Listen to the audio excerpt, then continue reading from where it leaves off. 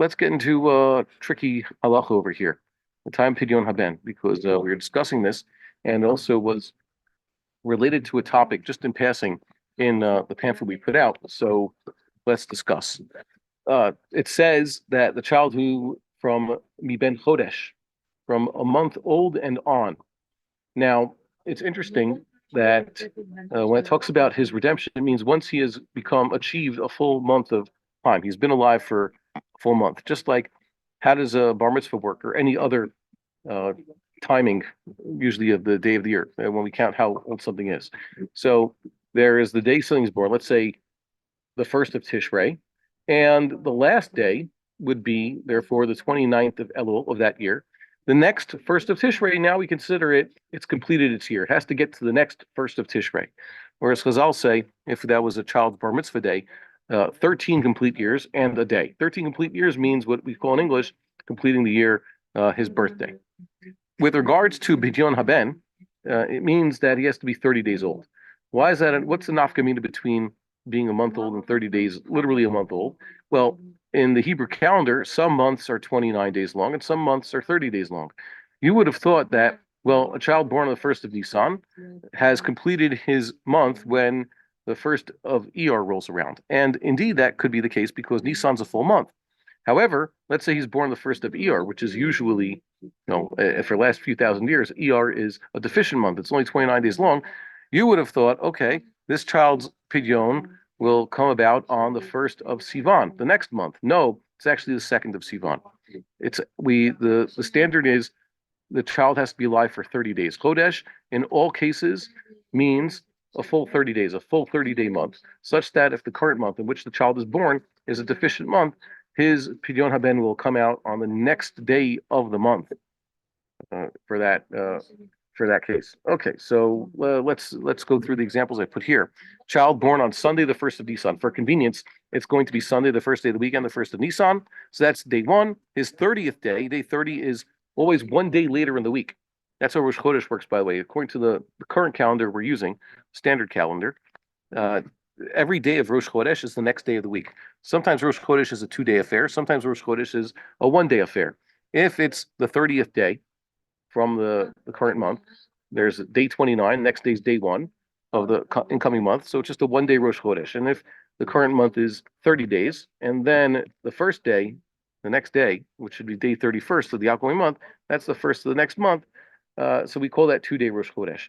Turns out, and this is the rule, every day that we observe as Rosh Chodesh is always the next day of the week as the last time we did it. So let's say we have Rosh Chodesh perfectly set such that it's a full month, deficient month, full month, deficient month. So Sunday will be Rosh Chodesh, and the next month it'll be a Monday, Tuesday. The next month will be a Wednesday. The next month, Thursday, Friday. Next month, Shabbos, and so on and so forth throughout history. Sometimes we have consecutive months that are deficient. Sometimes we have consecutive months that are full. This year is actually quite exceptional. It's a deficient, completely deficient leap year, such that we had Mar Cheshvan and Kislev and Teves are now all going to be deficient, which means that the Rosh Chodesh observed for Kislev, Teves, and Shavat are all going to be 1-day Rosh Chodeshes, whereas we also have a leap year and we have a 30-day Adar Rishon coming in. So that means we'll have a 30-day Shavat, that's always 30 days, and 30-day Adar Rishon consecutively, meaning Rosh Chodesh Adar Rishon and Rosh Chodesh Adar Sheni are both 2 days Rosh Chodesh. So we have two consecutive full months right after 3 consecutive deficient months this year. Okay, so we saw this example. The child born on the 1st of Nisan, his first day, the 30th day is 1 day later in the week. That'd be Monday, the 30th of Nisan, and his Pidyon will be the 31st day, which is 2 days later in the week, Tuesday, the 1st of Iyar. That's a classic example. The child born on Sunday, the 1st of Elul, which is a deficient month, is slightly different. I picked Elul because Elul could start on a Sunday. There's a few months that are deficient and start on a Sunday. I think it's Elul, Tammuz. What was it? I had a list over here. Not every month. Not all the months can start on all the days of the week, and not all the months are 2-day affairs. So it's not the minority of days. The minority of months in the Hebrew calendar could actually start on a Sunday and be deficient. So that's why I picked Elul. So that's his first day, the Sunday, the 1st of Elul. His 30th day is 1 day later in the week, Monday, the 1st of Tishrei. And his 31st day, the day of Pidyon, will be 2 days later in the week, which will be Tuesday, the 2nd of Tishri. So that's how it goes. The day of the Pidyon is either the same day of the month as the month he was born, or one day later. And like I said, that rule about Rosh Chodesh. And this is similar to those people who are keep track of Nida calendars. They talk about Ona Beinanis, Yom HaChodesh, and the 30 days. And there's a chumrah out there that for this calculation, it's day 30 or the day of the month. So if the current month, when the woman was using, she marks a day she began her period, and then she's looking forward to the next month when will be the so-called X day or the red day. So if she's saying that Ona Beinanis is 30 days, so that ends up being Yom HaChodesh. But if the current month is deficient, so Ona Beinanis would turn out to be the day after Yom HaChodesh. Okay, so good to review that all the time. Or it could be a starker guy and whatever. We'll talk about that later. Rabbi Vosner wants that to stay for private discussion. Let's see. So that's the general halacha. That's the way it was generally observed until, I guess, classical Ashkenazic times, when what happened? They started calculating everything having to do with the month in a much more exact manner. Everything I discussed now was a day. A child's born on halachic Sunday, so his pidyon will come out on halachic Tuesday. So this allows for, let's say, if he's born late Sunday afternoon at, like, say, 4 o'clock in the afternoon, his pidyon will be on Tuesday. Halachic Tuesday starts when the night starts, so he could be redeemed early in the evening. Unlike, let's say, circumcisions, which we wait until the morning to perform, the morning of the 8th day, which is technically 7 days later. So it's always the same day of the week as a child when he was born. And as we saw before, 2 children born on halachic Friday, a child born this evening on Friday, and a child born late tomorrow afternoon at 4 o'clock are both born on halachic Friday. Their bris will be Friday morning, even though one child is almost a full day older than the other. That's considered their 8th day.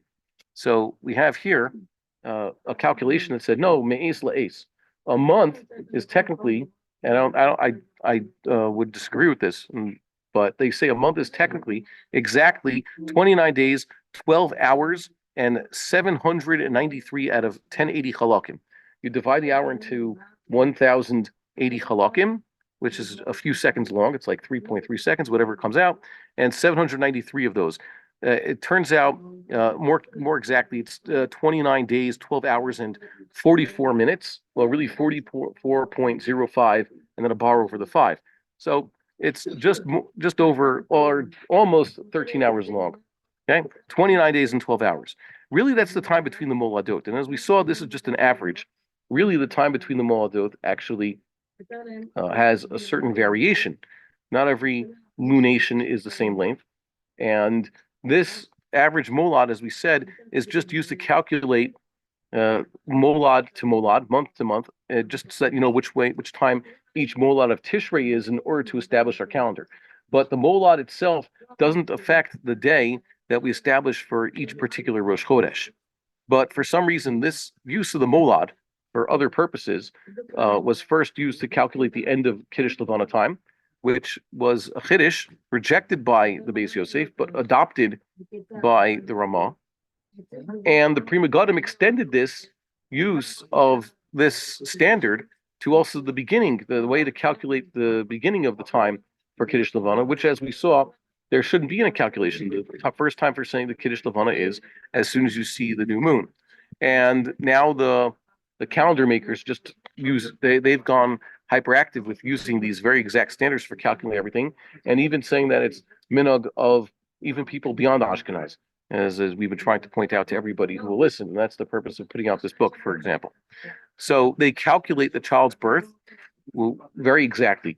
His Pidyon time will come out 29 days, 12 hours, and 44 minutes after he's born. So what does this lead to? It could lead to a chumrah or a kula. We'll take the example. The first child, they said, was born on the 1st of Nisan, which is basically Motzei Shabbos, 8 p.m. So he'll pass this point, 29 days, 12 hours, and 793 halakim after that point. He'll get to there on Monday, the 30th of Nisan at 8:44 a.m. If we had used the first method, until he's a whole month old, according to, let's say, the Shulchan Aruch, the old way of calculating, then his Pidyon time would be Monday night, as the new halachic day starts, as Tuesday starts. But in this case, his Pidyon time is at 8:44 a.m. And that's quite a few hours before the old halacha. The child born at, let's say, around that time, 8 a.m. on Monday on Sunday morning at 8 a.m. So his time for Pidyon will be Leil Shlishi. That means Monday night, as Tuesday comes in at 8:44 p.m. or so, just after the old halacha says he'll be ready. Remember, the old halacha says his time for Pidyon HaBen will come out when? At the beginning of the night, whenever that is. It could be at 6 p.m. or so. No, you'd have to wait until 8:44 p.m. And a child born late on the 1st of Nisan, that Sunday afternoon, will be ready only on Tuesday morning, the 1st of Iyar, shortly after sunrise, if we use the standard. And that's why you find that there's an Ashkenazic minhag that's by no means accepted by everybody and by no means obligatory, because there are many who disagree with this and they don't practice this, that when you have a Pidyon HaBen to do, so you don't do it, let's say, as soon as possible in the evening of the child's 31st day. You don't do in the morning of the child's 31st day. You wait for the afternoon. So whatever the child was born, you're pretty certain now he's passed his 12 and 29 days, 12 hours, and 793 halakim. The reason Makdimim mitzvahs, the Torah doesn't demand. Most of the Rishonim never heard of such a thing, such a standard for calculating when the child should be redeemed. They certainly didn't hold of such a standard for most other things, especially, let's say, bris milah. So this is something that I think this halacha is on its way out. I've actually been to some Pidyon HaBens at night, on the night of the 31st, by people who certainly weren't Sephardic, or probably Ashkenazic descent. So there you have it. That's the calculations.